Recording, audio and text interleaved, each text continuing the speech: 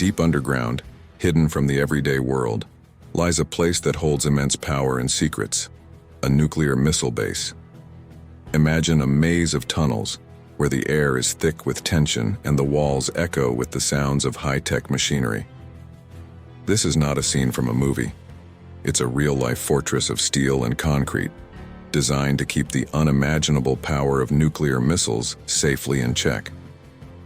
Welcome to a rare glimpse inside a nuclear missile base, where every moment is a mix of routine and the extraordinary. If you are new to our channel, like and subscribe for a cookie. Let's get started. Soviet Missile Base. Deep in the Ukrainian countryside, approximately 300 kilometers away from the bustling city of Pervomaisk, lies a significant relic of history, the former Soviet missile base. Once a pivotal military stronghold, this base has undergone a remarkable transformation into a museum, preserving the memories of a bygone era. Before its conversion into a museum, this base harbored chilling secrets beneath its surface. Nestled beneath a formidable 121-ton steel door lay a nuclear missile, poised and aimed toward the United States, its launch capabilities primed and ready. It stood as a stark reminder of the tensions that defined the Cold War era. At the core of this sprawling complex lies a meticulously preserved command center, frozen in time. Here, Soviet officers stood vigilant, awaiting a fateful order that could have triggered a cataclysmic nuclear conflict, altering the course of history irreversibly. Atlas Missile Base. During the 1950s, the Atlas project became the top priority in the United States. Gaining national importance, it quickly rose to be the most critical project in the country. There were 6 versions of the Atlas missile, named Atlas A, B, C, D, E, and F. The first 3 were prototypes and were never used as production intercontinental ballistic missiles, ICBMs. The D, E, and F types were operational, with 8 Atlas D, 27 Atlas E, and 72 Atlas F missile bases constructed. These bases were managed by 10 different Air Force bases across the United States. 4 different versions of missile silos were built for the Atlas missiles. The first version featured vertical silos with above-ground launchers located at Vandenberg, Wyoming, known for their unique construction. The second version had missiles stored horizontally in a structure with a retractable roof, which would raise the missiles to a vertical position for launching. The third version also stored missiles horizontally, but offered better protection in a concrete building. These missiles were similarly raised vertically for launch. The fourth version stored missiles vertically in underground silos, primarily used for the Atlas F ICBM. These missiles were fueled in the silo and then elevated to the surface for launching. Despite the significant effort invested in the Atlas project, its service life was relatively short, lasting only 3 to 5 years. The complexity of managing and maintaining the liquid-fueled rockets led to several accidents, resulting in the loss and closure of some sites. A missile silo, also referred to as a missile launch facility or nuclear missile base, serves as a specialized underground structure designed for storing and launching long-range missiles.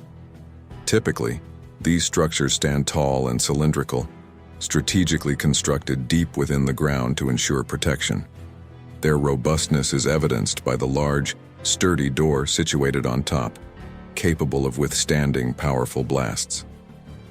During World War II, Germany pioneered the construction of the initial known missile silo in northern France. This silo facilitated the launch of V-2 rockets and was engineered to accommodate numerous rockets, warheads, and fuel under a substantial concrete dome. During that era, the silo enabled the preparation and launch of approximately a dozen missiles daily. Advancements in missile technology emerged during the 1960s, notably from the Soviet Union and the United States. These innovations led to the development of missiles capable of swift deployment.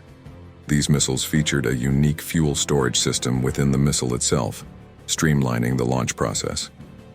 Presently, missile silos are dispersed worldwide, with a significant concentration in the United States. These facilities are fortified with fences, barbed wire, motion detectors, and manned security details. Engineered to endure nuclear attacks, missile silos boast self-sufficient water and sewage systems. The operational hub, housing the launch control center and living quarters for the crew, occupies the upper levels, while the primary missile silo is nestled deep underground. In a curious real estate twist, a missile silo in Abilene, Kansas, has been listed for sale at $380,000. It's worth noting, however, that the purchase does not include an actual missile. Missile Site 8. Missile Site 8 is one of about 54 Titan missile silos found globally. One such silo is now known as the Titan Missile Museum, formerly named Air Force Facility Missile Site 8. Situated approximately 25 miles from Tucson, Arizona, this site was established in 1963 and ceased operations in 1984. It housed the Titan II missile, the sole survivor of its kind from the Cold War era. The facility comprises a 3-level launch control center containing the missile and its associated equipment. Built with steel-reinforced concrete and featuring hefty blast doors, it was designed to withstand various threats.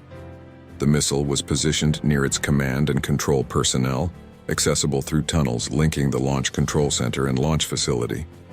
In 1984, President Reagan's administration initiated a program to decommission Titan II missiles, leading to the closure of operational silos across the country.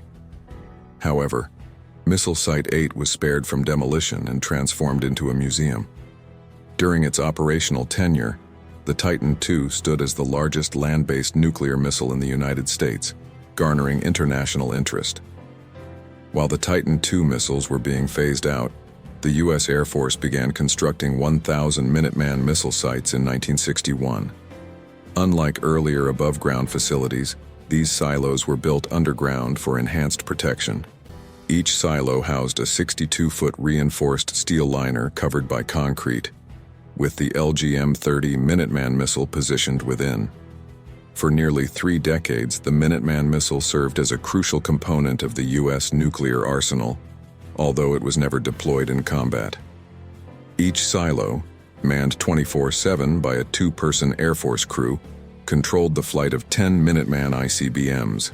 The silos were fortified with thick outer walls to ensure security. In 1991, as part of global disarmament efforts, the Air Force began deactivating Minuteman IV missiles. Among the preserved sites are those at Ellsworth Air Force Base, among the nation's oldest Minuteman missile bases. Today, these preserved silos stand as historic landmarks, offering insights into the Cold War era and the technologies that shaped it. That's all for now. I hope you have enjoyed watching the video. Don't forget to like and share the video and follow us for more latest updates. Thank you.